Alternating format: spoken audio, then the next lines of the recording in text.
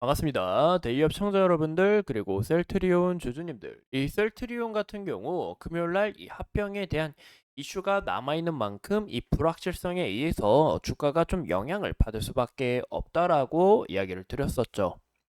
하지만 이 합병에 대해서 이 사유가 없기 때문에 이 명분 자체가 없기 때문에 우리가 굉장히 어려울 수가 있고 이 결과가 빨리 나와줘야 셀트리온의 이런 불확실성이 해소가 되고 주가에 긍정적인 움직임이 나올 수 있다라고 이야기를 드렸습니다. 현재 코센틱스 관련해서 임상 3상에 대해서 좀 진행을 하고 있고 이 셀트리온의 이 PBM 보험 전략을 봤을 때 이 코스트코까지 장악하려고 하는 그런 움직임에 있어서 우리가 이 셀트리온의 하반기 외형 성장도 추가적으로 기대해 보면 어떨까라고 말씀을 드리고 싶어요. 그래서 오늘 영상 중요하니까 끝까지 시청해 주시면 감사하겠습니다. 이 보시는 것처럼 이셀트리온과 이셀트리온 제약에 대해서 이 합병에 대한 결과가 나왔는데 이 반대가 36.2%, 기권이 55.1%로 거의 이제 반대를 지지하고 있는 그런 주주님들이 굉장히 많다라는 것을 우리가 확인해 볼 수 있겠죠.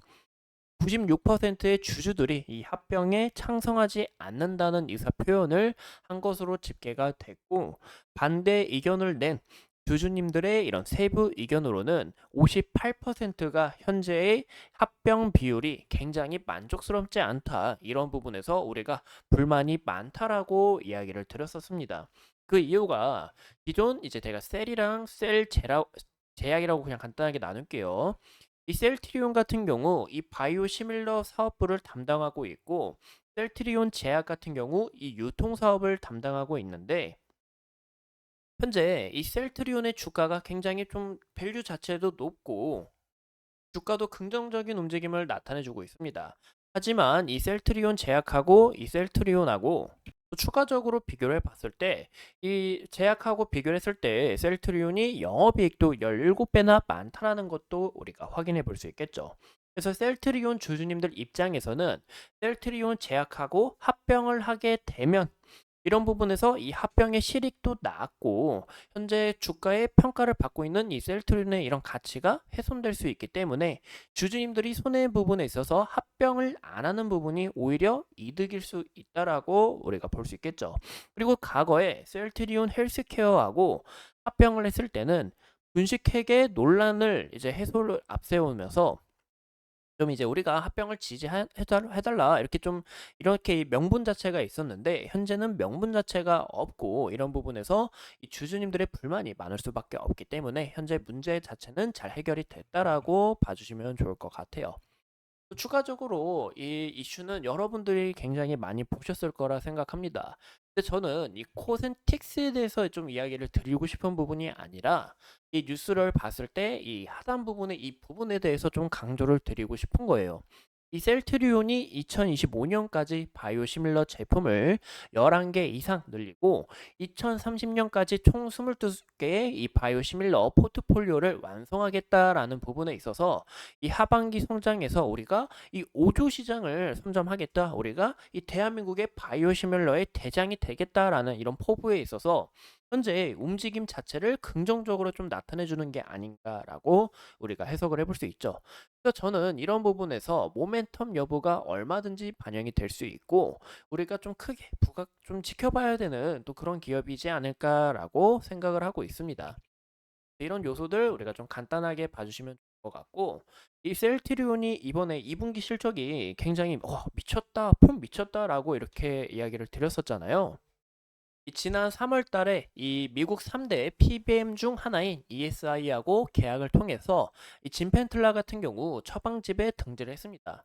우리가 이 셀트리온의 하반기 성장을 크게 눈여겨보려면 이 진펜틀라의 점유율과 그리고 이 매출 성장에 대해서 크게 눈여겨보셔야 되는데 이 진펜틀라 같은 경우 이 3대 PBM에 딱 등재를 하면서 여기서 점유율 현재 서서히 높여가고 있고 매출 폭도 늘어나고 있다라는 부분에서 2분기 실적 그리고 점유율도 큰 폭으로 상승한 만큼 하반기 매출도 우리가 기대해 볼 수 있다라는 게 가장 커요. 또한 지역 단위 PBM과 자체 처방집을 운영하는 이 보험사들하고 협약을 맺으면서 총 26개의 처방집 계약을 확보를 했기 때문에 우리가 이 하반기에 대한 외형 성장도 기대해 볼 수 있다라는 부분이 가장 키포인트가 되지 않을까 싶습니다. 그래서 현재 이 셀트리온 측도 이 진펜트라의 시장 점유율을 15%까지 달성을 하겠다라는 이 목표 중에 있고, 또 저는 여기에 이 셀트리온 홈페이지를 좀 찾아보다가 이게 굉장히 좀 유익하지 않을까, 또 셀트리온이 하반기에 더 정말 큰 폭으로 성장하지 않을까라고 생각을 해요. 그 이유가 이 미국 3위 유통업체인 이 코스트코에서도 유플라임마를 이제 현재 판매하겠다. 그래서 처방 자체를 속하겠다라는 이슈를 봤습니다. 근데 이 부분이 왜 가장 큰 모멘텀이냐면 현재 이 많은 미국인들이 코로나 이유에 대해서 보험 자체를 미가입합니다. 현재 보험 미가입자만 2,110만 명으로 현재 2,110만 명인데 이 보험 자체 등록을 안 했기 때문에 우리가 이 유플라이마에 대한 약을 살 때도 굉장히 비싸단 말이에요. 하지만 이 코스트코에서 유플라이마를 판매를 하고 코스트코 회원은 이 유플라이마 자체를 85%나 되는 낮은 가격으로 할인받아서 구매를 할 수 있기 때문에 진입 장벽이 낮고 셀트리온의 이런 점유율도 더 큰 폭으로 올라갈 수 있다라는 게 가장 중요하겠죠. 현재 8월 13일 날 이런 이슈를 보여줬다라는 부분에서 또 코로나 이후 미국의 보험비 가입자가 대폭으로 증가했다라는 부분에서 좋은 전략이다라는 것을 우리가 확인해 볼 수 있겠죠. 그래서 저는 셀트리온의 하반기에 대한 이 외형 성장도 우리가 크게 여겨 보셔야 된다라고 강조를 드리고 싶은 겁니다. 그래서 3분기, 4분기 매출도 이 정말 미친 듯한 성장성을 보여주게 된다면은 이 셀트리온의 밸류 자체도 더욱 올라갈 수밖에 없고, 이런 부분에서 수급 자체도 강하게 다가올 수 있다라는 거 우리가 좀 참고해 주시면 좋을 것 같습니다. 현재 셀트리온 같은 경우 우리가 정말 답답했죠. 왜 답답했냐? 지속적인 이 박스권에 있어서 이 하단 박스 부분 강하게 상승 돌파를 했지만 현재 또 주가가 크게 눌리면서 또 지속적인 이 박스권에 있다라는 것을 우리가 볼 수 있습니다. 현재 이 구간을 다시 한 번 더 강하게 돌파를 해주는 그런 움직임이 중요한데, 현 시점에서도 차트를 가까이서 봤을 때 주가가 밀리면서 현재 좀 지지부진한 움직임을 나타내주고 있다라는 것을 볼 수가 있겠죠. 이 최근에 주가가 큰 폭으로 좀 조정을 받았고, 그 이유가 바로 이 합병에 대한 이 불확실성이 있기 때문에 이런 부분에서 주가가 조정을 받았지만, 현재가 잘 해소, 이런 문제 자체가 잘 해소가 되면서 다시 한 번 더 수급 자체 들어왔다라는 부분 우리가 확인해 볼 수 있고, 최근에 이런 강한 상승세가 나아졌던 이유, 또 하단에 이 박스권을 탈출했던 이유가 실적 자체가 굉장히 잘 나와서 긍정적인 움직임을 보여줬는데, 또 이제 하반기에 대한 이 금리나 모멘텀도 있고, 그리고 현재 이 셀트리온의 PBM 전략도 있고, 이런 부분들이 서서히 부각이 되면서 이 구간까지 다시 한 번 더 돌파하지 않을까라고 생각이 듭니다.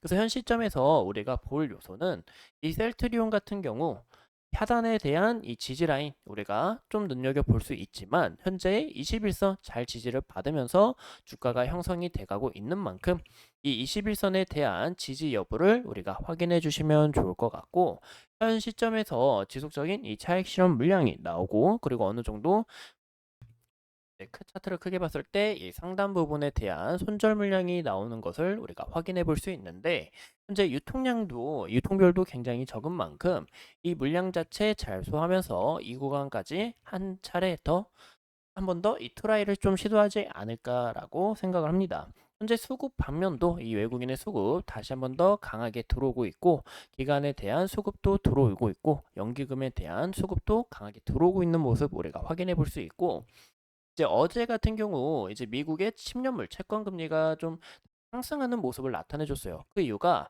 이 소비자에 대한 물가 지수가 발표가 되면서 현재 미국의 경제는 굉장히 강하고 이 경기 침체로 인한 금리 인하는 없다라는 부분에 있어서 현재 이 채권 금리가 올라가고, 이런 부분에서 뭐 바이오 기업들도 우리 금리 인하 기대했는데 좀 아쉽다라고 생각이 들 수는 있겠죠.